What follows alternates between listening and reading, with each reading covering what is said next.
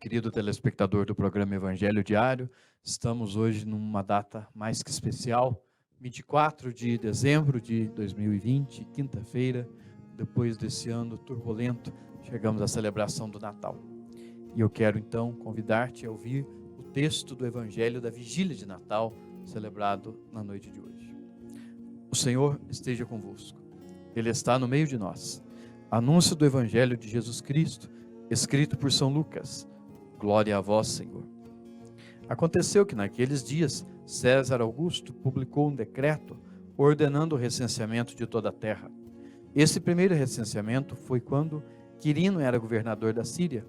Todos iam registrar-se, cada um na sua cidade natal. Por ser da família e descendência de Davi, José subiu da cidade de Nazaré, na Galileia, até a cidade de Davi, chamada Belém, na Judéia, para registrar-se com Maria, sua esposa, que estava grávida. Enquanto estavam em Belém, completaram-se os dias para o parto, e Maria deu à luz o seu filho primogênito. Ela o enfaixou e o colocou na manjedoura, pois não havia lugar para eles na hospedaria.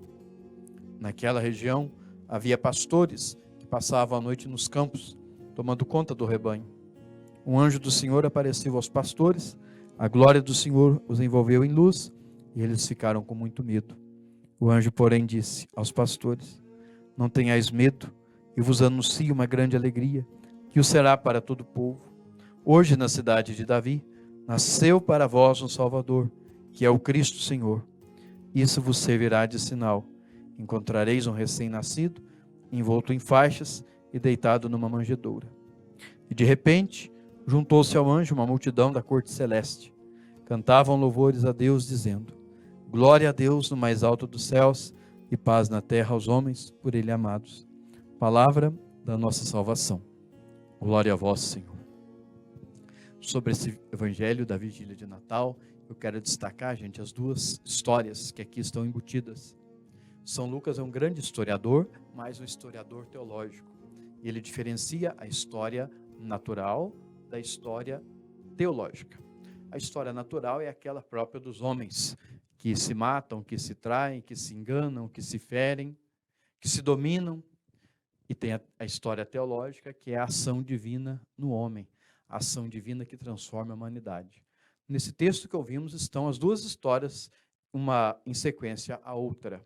Qual é a história teológica e qual é a história normal, a história natural? Quando se fala do imperador que quer fazer o recenseamento, nós temos a história humana, a história comum, a história natural, história de um homem que quer dominar os outros pelo recenseamento. Essa é a história humana. E depois, ao terminá-la, São Lucas começa a história teológica, que é o momento em que a Sagrada Família vai até Belém, para o local no qual há o nascimento de Jesus. Perceba que essas duas histórias, valorizadas por São Lucas, podem refletir também para nós uma mensagem sobre que história nós construímos. Na caminhada de vida, gente, nós temos a oportunidade de construir ou a história humana puramente, a história comum, a história do domínio, a história marcada pela raiva que nós temos dos outros, a história marcada pelo egoísmo que nos move, a história marcada pelas reclamações que fazemos, a história marcada pelos desentendimentos, pelas ofensas, pelas desonestidades. E essa história é um risco para todos nós. Agora há a possibilidade da história teológica. Jesus não quer dominar, Jesus quer simplesmente amar, como diz uma bela música. A nossa história pode se tornar teológica quando nós queremos simplesmente amar. Apesar de que os outros possam nos fazer mal, nos trair, nos enganar, nos desprezar, queremos simplesmente amar. Queremos ter atitudes a cada dia que construam a história teológica.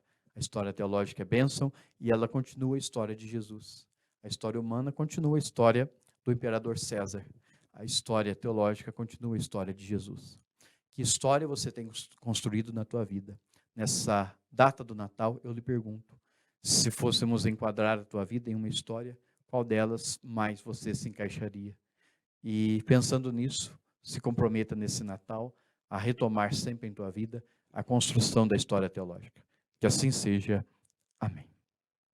e que venha sobre todos a bênção de Deus Todo-Poderoso, em nome do Pai, do Filho e do Espírito Santo.